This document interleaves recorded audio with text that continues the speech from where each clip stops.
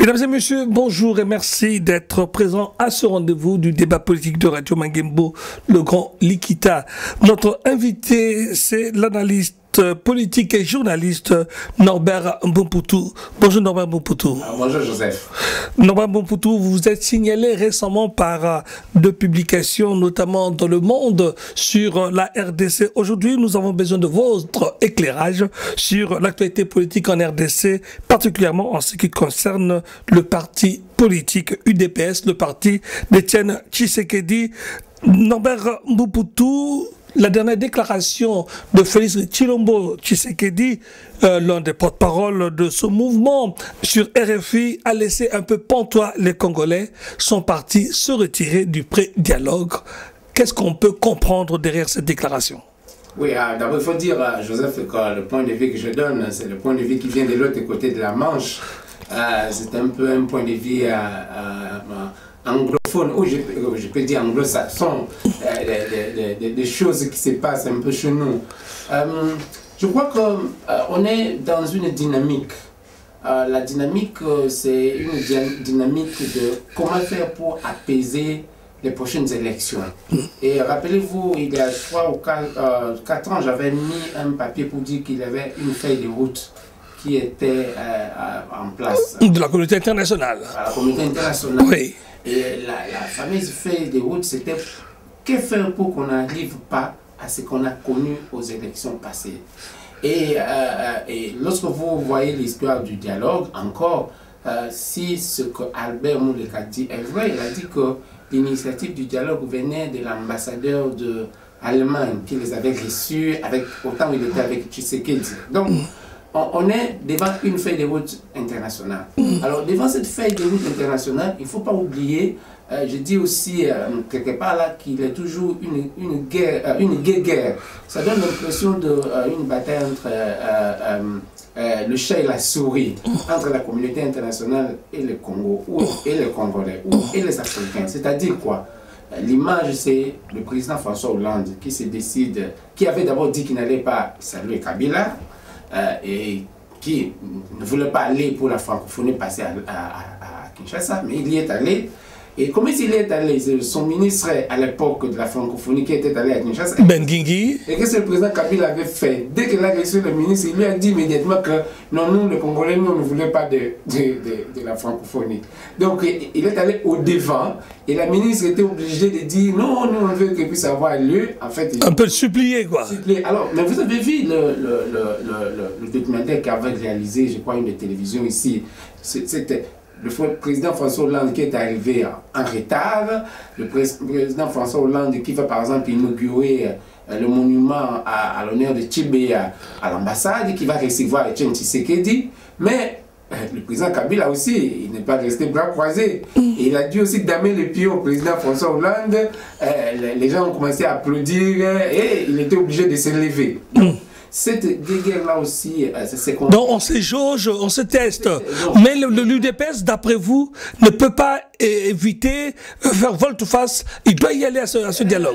Il doit aller, mais alors l'UDPS aussi veut jouer aussi son jeu. L'UDPS est allé avec un agenda, il faut le dire. Et moi je me dis, si ce que Albert Mouleka a dit est vrai, connaissant Tshisekedi a posé aussi ses conditions pour aller. Bien entendu. C'est comme ça qu'il maintenait qu'il devait aller au dialogue. Alors, s'il y a quoi, mais il faut se poser la question d'où vient le quoi. D'ailleurs, vous avez remarqué, généralement, on était habitué, on se serait attendu que du côté du PPRD, du côté du pouvoir, qu'on prenne acte. Oui. Et oui, mais il a quand même fallu 48 heures au PPRD pour réagir. Oui, mais cela veut dire qu'effectivement, on entre dans des manœuvres de politique, et dans ces manœuvres-là, il n'est pas impossible que les vrais acteurs soient en dehors du Congo, pensant que les Congolais vont être des petits-enfants des courses ou des acolytes. Alors les Congolais aussi tirent la couverture de leur côté. C'est ce qu'on va vivre actuellement.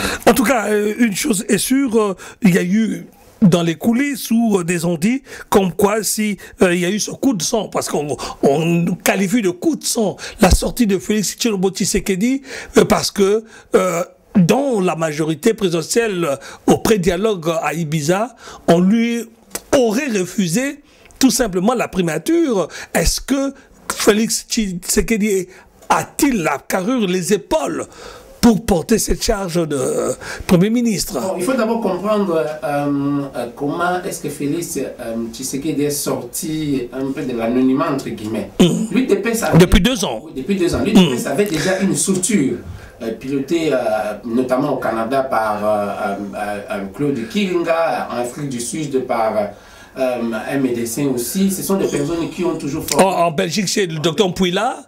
Mais depuis que Etienne Tshisekedi est tombé pratiquement malade, ça donnait l'impression que le syndrome de chancelier Kopamba, en tout cas la maman, a dû faire avaler à Félix pour dire, mais regarde, tous tes amis ont remplacé leur papa, mais quelle étude ont-ils fait?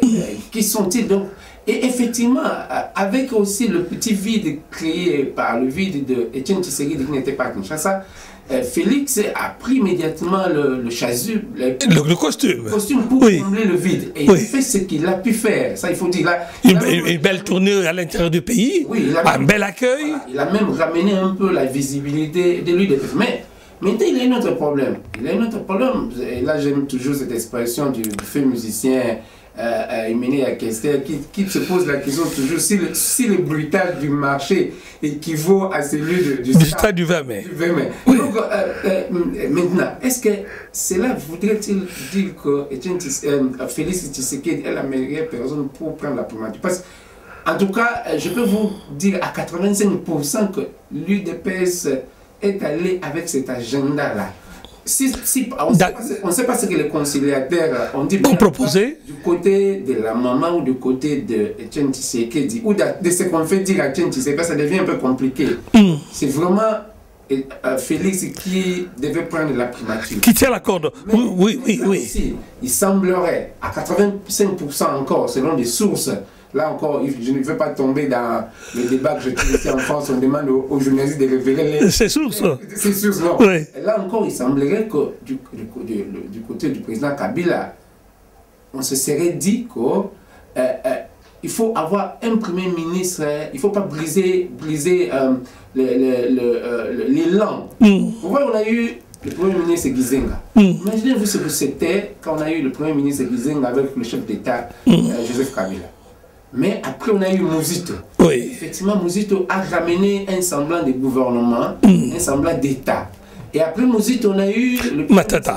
Qui, on sent effectivement qu'on est en train d'avancer quelque part. Imaginez-vous si on retombe sur Félix Tshisekedi, qui lui-même n'a jamais exercé aucune responsabilité politique, aucune responsabilité. Oui. Donc on risque de retomber. Et ça, avec ce moment crucial. Donc, en fait, le schéma, et je ne sais pas si ça sera ça le schéma qu'on va adopter. On est aujourd'hui dans le schéma de 64. On a eu le province 7 en 64, aujourd'hui on a encore le province 7.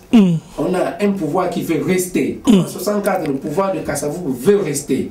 On a l'opposition qui veut entrer. On ne trouve pas la... Et vous savez ce que l'opposition veut faire en 64? Ils sont venus chercher Tchombé. D'accord. Aujourd'hui, le camp Kabila souhaiterait avoir un Tchombé. Oui, et qui viendrait de l'UDPS. Mais évidemment, dans ce qu'on a, est-ce que la dynamique de l'opposition autour de Kaméré ne risque-t-elle pas de rester au bord de la route parce qu'elle ne veut pas entendre parler de ce dialogue qui, pour elle, est synonyme de glissement? Peut-elle modifier son discours sous la pression, comme vous l'avez relevé, de cette communauté internationale? Bon, il faut dire, l'opposition de Kaméré, peut-être on ne le dira pas assez, on ne le dit pas très souvent. En tout cas, de l'autre côté du Royaume-Uni, j'ai eu la chance d'accompagner un certain nombre de politiciens lorsqu'ils sont de passage, soit pour traduire ou pour voir un certain nombre de choses. Ça donne l'impression que du camp de Kaméré et les siens, qu'eux aussi, ils ont raté beaucoup de rendez-vous. On s'attarde. Il n'y a pas que l'UDPS qui a raté les rendez-vous. On Voilà. s'attarde toujours sur les rendez-vous de l'UDPS. Mais imaginez-vous combien de candidats présidents des républiques qu'on a vu passer à Londres. Et pourquoi est-ce que tout ce monde-là, lorsqu'ils reviennent, ça donne l'impression qu'ils ne saisissent pas certaines opportunités. Donc là aussi, si les gens qui ont imaginé le dialogue soient allés rechercher le vieux Tshisekedi comme alternative, oui. Cela veut dire que les autres n'ont pas convaincu. N'ont pas convaincu. Et là, je commence à me demander si les autres ont seulement. Je crois qu'ils doivent faire plus. Ce n'est pas seulement le problème de dire, par exemple, que Kabila dégage ou qu'on y parte, mais qu'est-ce qu'on apporte? Et là, je crois qu'ils doivent encore se faire un peu mieux encadrer. Ça donne cette impression-là. En tout cas, Joseph Kabila a démarré ses consultations avec Bochab, secrétaire général du PPRD, et il pourrait aller au dialogue avec Henri Mova Sakani, ancien ambassadeur de la RDC en Belgique, qui n'est pas rien, vu le poids de la Belgique dans le microcosme politique congolais. Que peut changer l'arrivée de Henri Mova Sakani? Serait-il une nouvelle orientation dans la démarche, dans la stratégie, il faut bien dire le mot, de Joseph Kabila? Oui, je commence à le croire, parce que lorsque vous remarquez, ça donnait l'impression que jusque-là, le PPRD se définissait comme un parti qui n'était pas au pouvoir. Parce que quelqu'un qui gère le pouvoir ne peut pas se bousculer à tout vent, n'est pas un vent en guerre, mais ça donnait l'impression que le PPRD, au temps du professeur Bochab, c'était un parti qui a mené le camp présidentiel un peu dans le tic-au-tac. Et ce qui a fait même que le président de la République, à un certain moment, est-ce qu'il est vraiment du PPRD ou il ne l'est pas? Alors, ça donne l'impression qu'avec l'arrivée de Mova Sakani, qui est un homme de lettres, qui donne l'impression d'être un peu plus posé.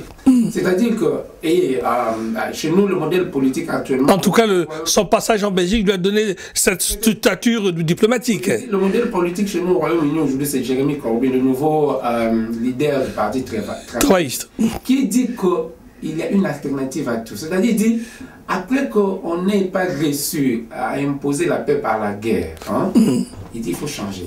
Et je crois que Mova Sakani, en arrivant comme secrétaire général du PPRD, ça donne l'impression qu'il essaie un peu de faire l'inverse de Bochab. Parce qu'au temps de Bochab, je crois que le communiqué qu'on aurait eu incendiaire aurait été un communiqué du tic-au-tac. Oui. Là, on sent que d'abord, il accepte que ces rencontres-là ont eu lieu. Là, on a un peu raison. Ambanda qui les avait révélés dès les premiers jours. Bien sûr. Oui. Et directement, il essaie de calmer les jeux. Pour dire... voilà ce qui s'est passé. Donc, et surtout, et c'est là que il faudrait quand même expliquer à nos auditeurs. Apparemment, par ce dialogue à Ibiza et en Italie, a permis pratiquement de tout aplanir. Et M. Mova, dans sa note, révèle que tout accepte, même la facilitation. Alors, pourquoi pas, pourquoi l'UDPS laisse-t-elle au PPRD d'en tirer toute la gloire alors qu'ils ont vraiment travaillé de concert? L'UDPS tombe encore sur ses erreurs dans le temps. Parce que tout comme le PPRD à un certain moment s'est greffé sur le modèle de l'AFDEL, l'UDPS se greffe toujours sur le modèle de l'Union sacrée radicale de l'opposition. Vous vous rappelez que pendant toutes les négociations qu'on a eues, et c'était Tshisekedi ou rien.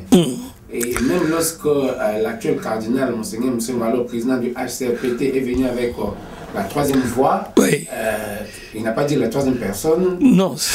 Bon, l'UDPS a campé sur ses positions. Sur sa position. Oui. Alors que l'UDPS aurait pu dire, bon, on donne une pièce de l'échange. Comme ça, désigner quelqu'un d'autre de l'UDPS. Maintenant encore, si effectivement les informations que nous avons sont vraies, que l'UDPS était allé au dialogue, ou, je vais encore plus loin, si la personne qui avait convaincu l'UDPS d'aller au dialogue, au pré-dialogue, les avait convaincus aussi qu'on allait nommer Félix Tshisekedi. C'est-à-dire en sortir un gouvernement de transition. Avec Félix Tshisekedi, et je ne dirais pas comme le vieux Bolikango à l'indépendance qui avait déjà dépassé son costume du chef d'État. Oui. Bon, si Félix Tshisekedi s'était déjà repassé son costume du Premier ministre, alors, pardon, vous comprenez qu'en allant au pré-dialogue, lorsque les autres les font savoir, parce que si le camp Kabila effectivement voudrait ne pas perdre l'élan des deux premiers ministres qui ont remplacé Kizenga, qui ont ramené un peu l'État sur le devant de la scène, ils ne vont pas accepter, et pas ils ne vont pas accepter, il semble qu'ils n'ont pas accepté Félix Tshisekedi. Il voudrait qu'on puisse proposer une autre personne. Alors vous comprenez que l'UDPS va encore tomber sur ses erreurs pour dire nous c'est un Tshisekedi ou rien.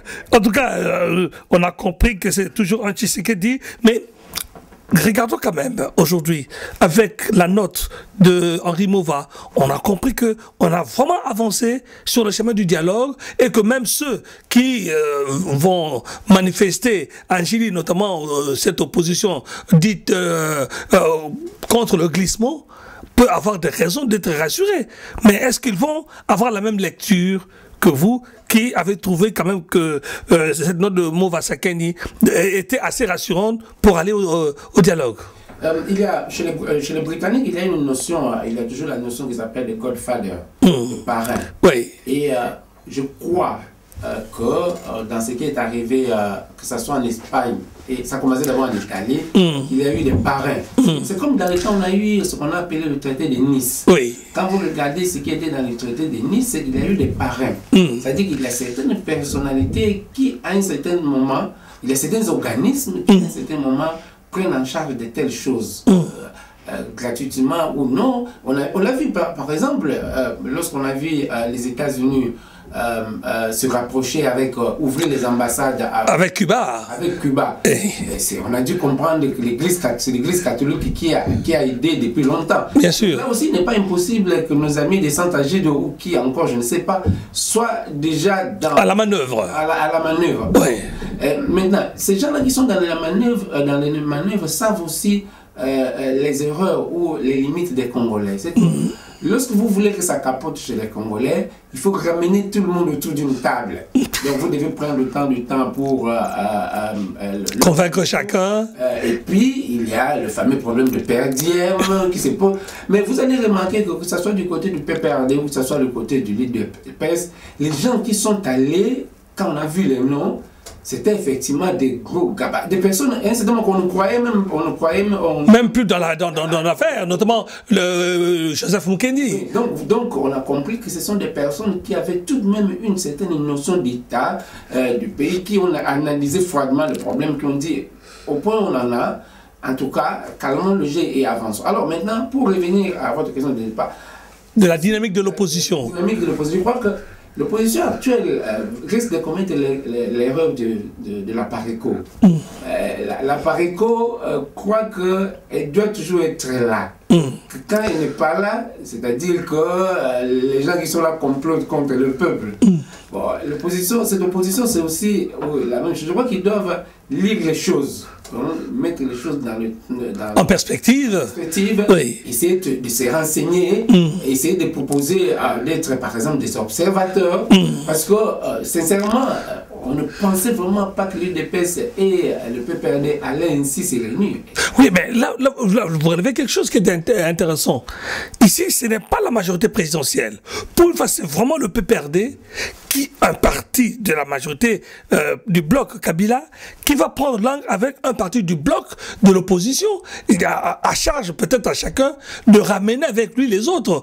Alors, pourquoi l'UDPS dans ces conditions-là refuse d'accompagner certaines actions de l'opposition, notamment les meetings? On a vu avec les événements de janvier où l'UDPS n'a pas donné de consignes à ses militants, et d'autres meetings qui suivent, comme celui qui se tient du côté de Njili. Là encore, l'UDPS, c'est comme si l'UDPS joue qu'avec les seuls.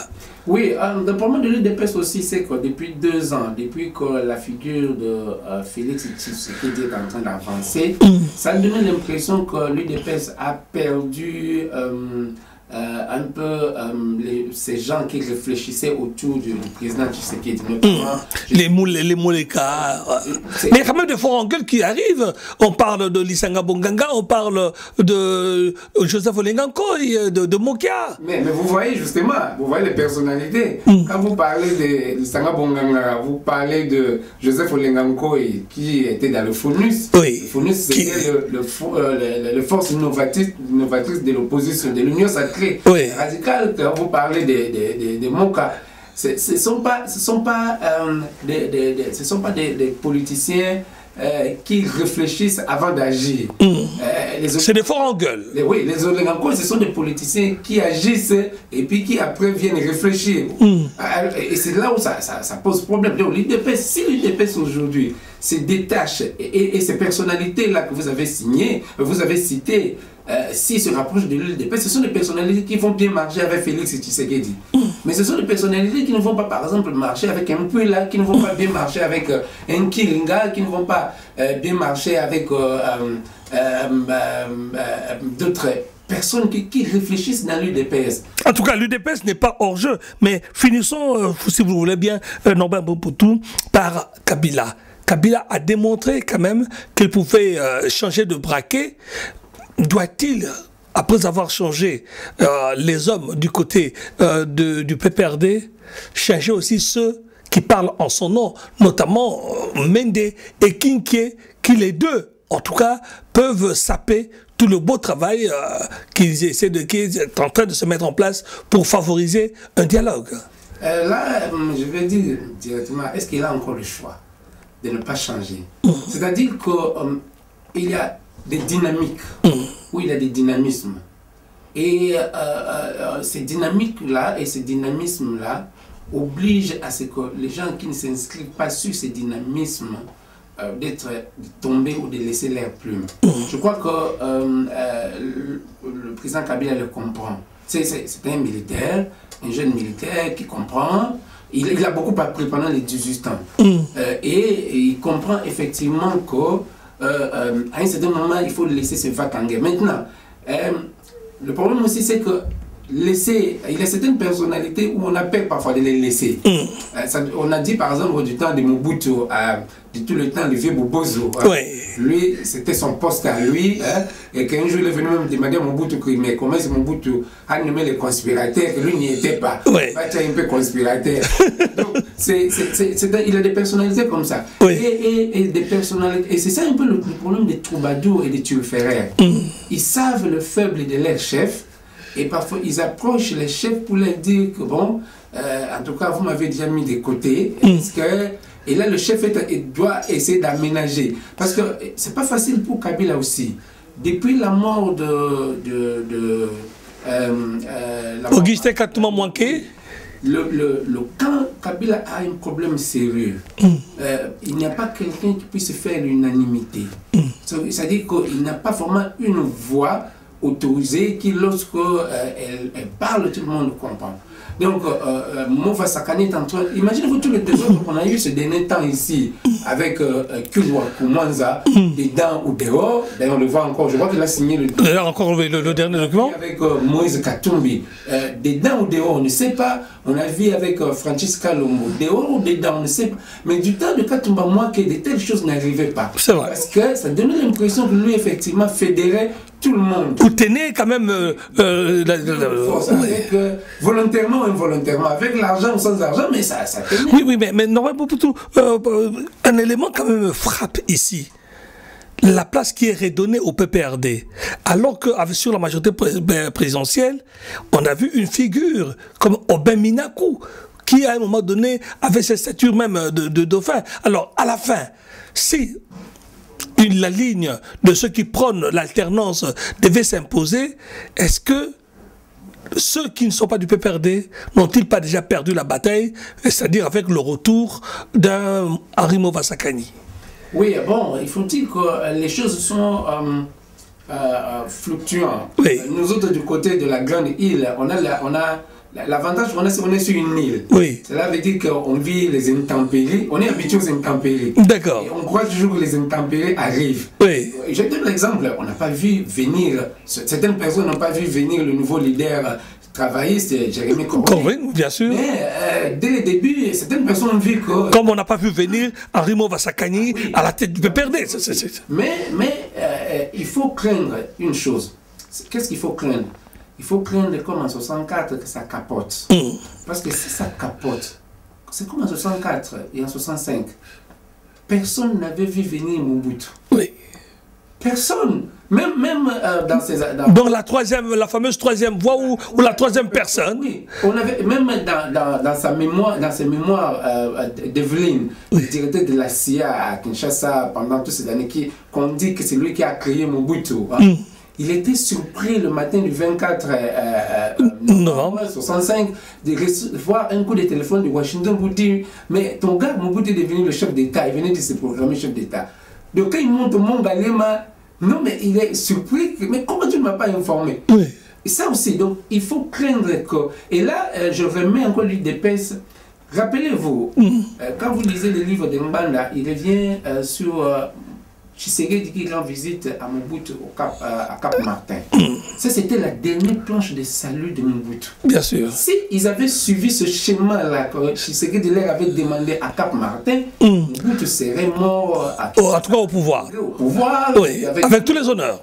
Malheureusement, Mbanda dit dans ses mémoires, je crois que il voulait la légalité constitutionnelle à l'époque qui disait que le Premier ministre devait venir, c'est l'opposition lui-même qui devait devenir le Premier ministre et que le président ne devait plus s'ingérer. On a vu ce que ça donnait. Donc maintenant encore, si le camp Kabila ou le camp Tshisekedi rate ce dialogue, oui. Cela veut dire que ça ouvre la voie.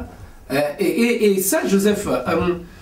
vous savez, quand on parle de troisième voie ou de troisième personne, il ne faut pas penser qu'il n'y a que du côté du Congolais. Du côté de l'extérieur, il y a toute la grosse finance. Rappelez-vous, on était étonnés lorsqu'on a eu cette émission de RFI à Kinshasa sur la mort de Musée Laurent Désiré Kabila, d'apprendre que un des présidents qui soutenait Laurent Désiré Kabila dans une réunion d'Afrique australe avait dit que c'est mieux qu'on assassine Laurent Désiré Kabila. C'est le gars du RCD à l'époque, Émile Louva, qui l'a révélé. Oui. Est-ce qu'on pouvait s'imaginer? C'est-à-dire que même les personnes qui sont aujourd'hui en train de faire les beaux yeux, oui, avec le pouvoir, à un certain moment, lorsqu'ils trouvent que le pouvoir ne roule plus pour leurs affaires, ils peuvent les laisser tomber. Pardon, on ne le dit pas assez. L'histoire de la fin de l'apartheid, c'est pas arrivé à cause d'une côte aussi ciselée, non. C'est arrivé à cause d'un gars qui est à Londres qui s'appelle Michael Young, dont les parents ont la grande compagnie de diamants en Afrique du Sud. Après ses études, le gars a été envoyé en Afrique du Sud pour aller voir qu'est-ce qu'il faut faire pour qu'elle puisse continuer à bénéficier de leur business, quoi. Oui. Le gars, après avoir fait des mois en Afrique du Sud, il revient vers ses parents pour dire que la seule façon pour que l'on puisse continuer, c'est qu'il faut que le pouvoir revienne à la majorité noire. Parce que ça va arriver des gré ou de force. Donc nous devons commencer à négocier avec les Noirs maintenant. Et comme ça, quand ils seront au pouvoir, ils vont laisser notre business continuer. Donc ils ont commencé à négocier avec les Noirs, notamment Thabo Mbeki, qui était à Londres pendant plusieurs années.